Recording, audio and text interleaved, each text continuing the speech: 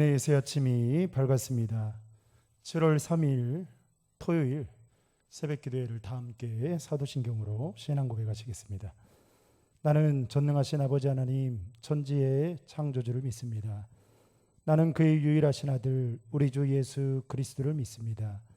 그는 성령으로 잉태되어 동정녀 마리아에게서 나시고 본디오 빌라도에게 고난을 받아 십자가에 못 박혀 죽으시고 장사된 지 사흘 만에 죽은 자 가운데에서 다시 살아나셨으며 하늘에 오르시어 전능하신 아버지 하나님 우편에 앉아 계시다가 거기로부터 살아있는 자와 죽은 자를 심판하러 오십니다.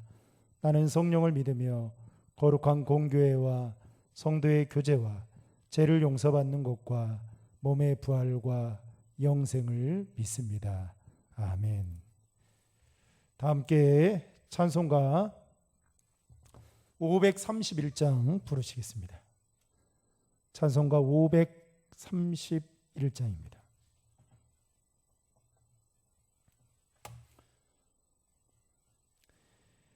자비한 주께서 부르시네 부르시네 부르시네 사랑의 빛을 왜 안 받고 점점 더 멀리 가나 지금 오라 지금 오라 자비한 주께로 지금 곧 나오라. 4절 하겠습니다. 주님의 소리를 들어보라 들어보라 들어보라 그 이름 믿는 자 복받으리 어서 곧 일어나라 지금 오라 지금 오라 자비한 주께로 지금 곧 나오라. 오늘 우리에게 주시는 하나님의 말씀은 여호수아 2장 1절로 7절의 말씀입니다. 여호수아 2장 1절로 7절의 말씀입니다. 여러분들이 가지고 있는 큐티책은 19페이지에 있습니다. 눈의 아들 여호수아가 시딤에서 두 사람을 정탐꾼으로 보내며 이르되 가서 그 땅과 여리고를 엿보라 하매 그들이 가서 나압이라 하는 기생의 집에 들어가 거기서 유숙하더니 어떤 사람이 여리고 왕에게 말하여 이르되 보소서 이 밤에 이스라엘 자손 중에 몇 사람이 이 땅을 정탐하러 이리로 들어왔나이다. 여리고 왕이 라합에게 사람을 보내어 이르되 내게로 와서 내 집에 들어간 그 사람들을 끌어내라. 그들은 이 온 땅을 정탐하러 왔느니라. 그 여인이 그 두 사람을 이미 숨긴지라.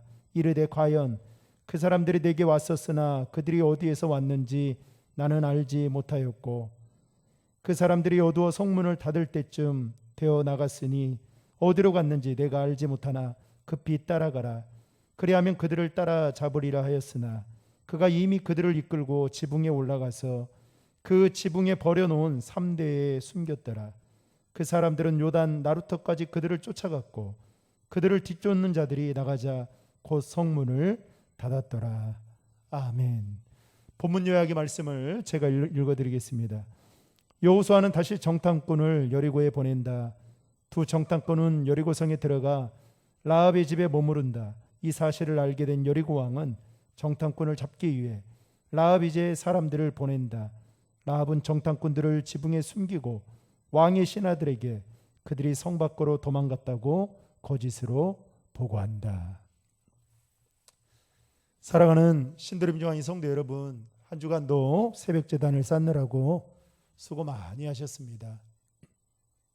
오늘 또 하나님이 믿는 자에게 주시는 그 구원의 은혜와 기쁨과 감격이 저와 여러분들의 삶 가운데 충만하기를 주님의 이름으로 축복합니다. 여호수아 2장 1절부터 7절의 말씀은 이렇습니다.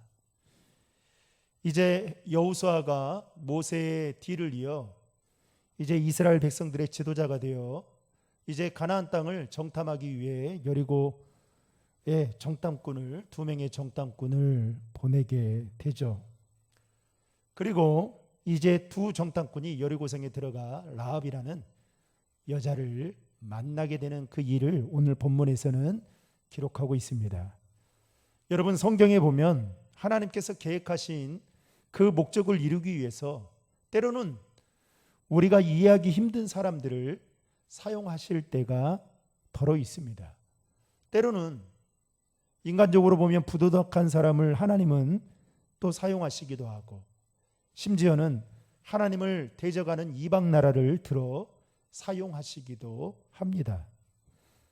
신약시대 때 예수님 다음으로 위대한 사역을 감당했던 사람을 꼽으라고 한다면 단연코 사도 바울을 꼽을 수 있습니다. 그는 처음에는 하나님의 사람을 대적하고 핍박하고, 게다가 스데반 집사를 죽이는 일에 1등 공신을 했던, 예수 믿는 자들의 눈에 볼 때 사도 바울은 악랄한 사람이었습니다. 그랬던 그 사람을 하나님은 가장 위대한 사도이자 복음 증거자로 변화시켜 사용하셨다라는 것입니다. 이해할 수 없는 일이죠. 히브리서 11장에 보면 여러분, 믿음의 사람들, 즉 일명 믿음의 전당에 들어갈 만한 사람들에 대해서 언급하고 있습니다. 거기에 보면 많은 사람들의, 믿음의 사람들의 이름이 언급되어 있는데요, 그 명단에 보면 전혀 믿음과 어울리지 않을 것 같은 한 사람의 이름이 등장하고 있는데, 그 사람은 바로 오늘 본문에 나오는 라합이라는 여인이었습니다. 이 여인은 기생, 즉 창녀였습니다. 다시 말하면 여리고 성에서 자신의 몸을 팔아 살아가는, 도덕적으로 보면 부도덕한 여인이었는데, 놀랍게도 오늘 본문을 보면 하나님은 라합이라는 여인을 선택해서 여호수아가 보낸 2명의 정탐꾼을 돕도록 사용하셨다라는 것입니다. 여러분, 여리고성에 살고 있는 수많은 사람들이 있을 거 아닙니까? 그런데 굳이 왜 하나님은 라합이라는 이 여인을 선택하셔서 그 일을 하시고 계시는 걸까요? 라합은 예수님이 이 땅에 오시는 혈통 가운데 포함되었기 때문입니다. 마태복음 1장 5절과 6절에 보면 이렇게 말씀합니다. 살몬은 라합에게서 보아스를 낳고, 보아스는 누색에서 오벳을 낳고, 오벳은 이새를 낳고, 이새는 다윗 왕을 낳았습니다. 다윗은 원래 우리아의 아내였던 여인에게서 솔로몬을 낳고, 이렇게 기록하고 있습니다. 라합은 누시라는 여인의 남편인 보아스의 어머니였습니다. 그는 유다 족속의 족장이었던 살몬과 결혼을 해서 다윗과 예수님의 조상이 되었던 것이죠. 라합이 메시아의 조상이 된 이유는 여러분, 남편을 잘 만났기 때문이 아니라 그의 믿음 때문이었습니다. 이를 증명해주고 있는 말씀이 히브리서 11장 31절에 기록되고 있는데요, 거기에 보면 이렇게 말합니다. 믿음으로 창녀 라합은 정탐꾼들을 평안히 맞아들여 불순종한 사람들과 함께 죽지 않았습니다. 뭐라고 말합니까? 히브리서 11장의 그 믿음장에 언급되어진 이 라합은 여호수아가 보낸 2명의 정탐꾼들을 어떻게 해요? 믿음으로 평안히 맞아들였다라고 성경은 분명히 기록하고 있다라는 것입니다. 여리고성이 워낙 견고하고 또 치안이 치밀했기 때문에 많은 사람을 보낼 수 없었던 것이죠. 최대한의 정탐꾼의 신분의 노출을 시키지 않고 숨어서 정보를 얻기 위해 숨은 곳이 라합의 집이었습니다. 그러나 여리고에 있는 어떤 사람들이 여리고 왕에게 예부의 침입자가 라합의 집에 들어왔다라는 사실을 보고하게 됩니다. 아마도 라합은 이 사실을 알았던지 두 명의 정탐꾼을 오늘 본문에 보면 지붕 위에 숨겨두고 그리고 거짓말로 떠났다라고 말하면서 따돌리게 됩니다. 그리고 라합은 정탐꾼들을 살려주면서 자신의 믿음을 고백하고 그리고 이스라엘이 여리고를 점령할 때에 자신뿐만 아니라 자신의 가족과 지인들을 살려주겠다라는 그런 약속을 받게 됩니다. 여러분, 어쩌면 라합이 두 명의 정탐꾼을 도와주면서 거짓말을 한 것은 자신의 목숨을 내건 위험한 선택이었을 것입니다. 만약에 라합이 그들을 도와주었다면 그녀는 어쩌면 여리고의 영웅이 될 수도 있었겠죠. 그런데 왜 그녀는 이러한 위험한 선택을 감행했던 것일까요? 살기 위해서였습니다.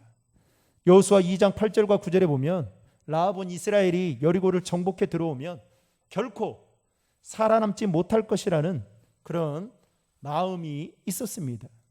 이 말은 곧 라합은 여리고가 이제 머지않아 이스라엘에게 정복당할 것이다라는 그 확신, 그 믿음이 있었다라는 것입니다. 그래서 그는 정탐꾼들을 돕는 것이 자신이 살 길이라고 생각을 하고 도와주었던 것이죠. 아마도 라합은 두 명의 정탐꾼들이 자신의 집으로 들어왔을 때에 인간적인 생각을 했을 수도 있었을 것입니다. 내가 여리고 왕에게 이 두 명의 사람들을 거짓말을 해서 넘겨야 되는지 아니면 도와주어야 되는지 갈림길에 설 때에 선택을 해야만 하는 그런 상황 속에 있을 때에 그녀는 믿음으로 두 명의 정탐꾼을 도와주었다라는 것입니다. 오늘 라합이라는 이 여인을 통해서 우리에게 주는 교훈은 무엇입니까?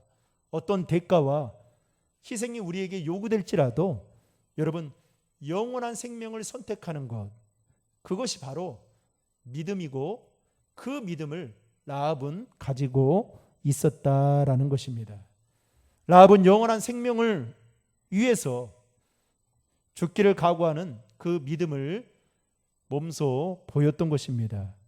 사랑하는 성도 여러분, 하나님은 오늘 또 이해하기 힘든 방법으로 때로는 이해할 수 없는 사람을 하나님의 도구로 사용하기도 하고 그래서 믿음의 사람들을 돕고 계십니다. 때로는 전혀 예상하지 못한 사람들을 변화시켜서 사용하기도 하죠. 라합이 바로 그런 대표적인 사람이었습니다. 그러나 기생이었던 자신의 몸을 팔아서 생계를 유지했던 이 라합에게는 다른 사람들이 갖고 있지 않는 하나님에 대한 그 믿음을 가지고 있었습니다. 결국 그는 이 일을 통해서 그의 가족과 또 그녀를 포함한 그의 가족 모두가 살아나게 되는 놀라운 구원의 역사를 경험하게 됩니다.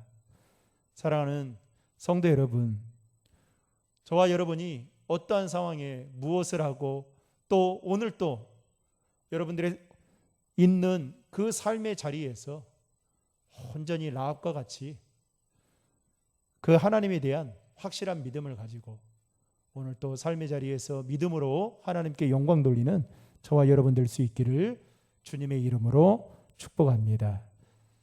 기도하겠습니다.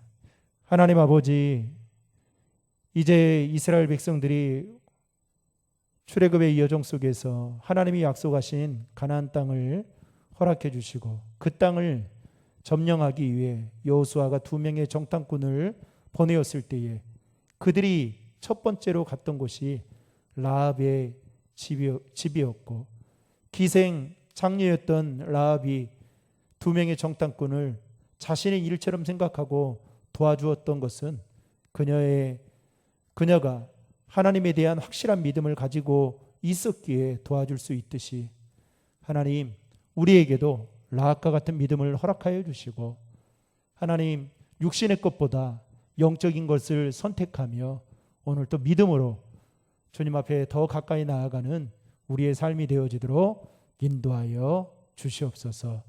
감사드리며 예수님의 이름으로 기도하옵나이다. 아멘.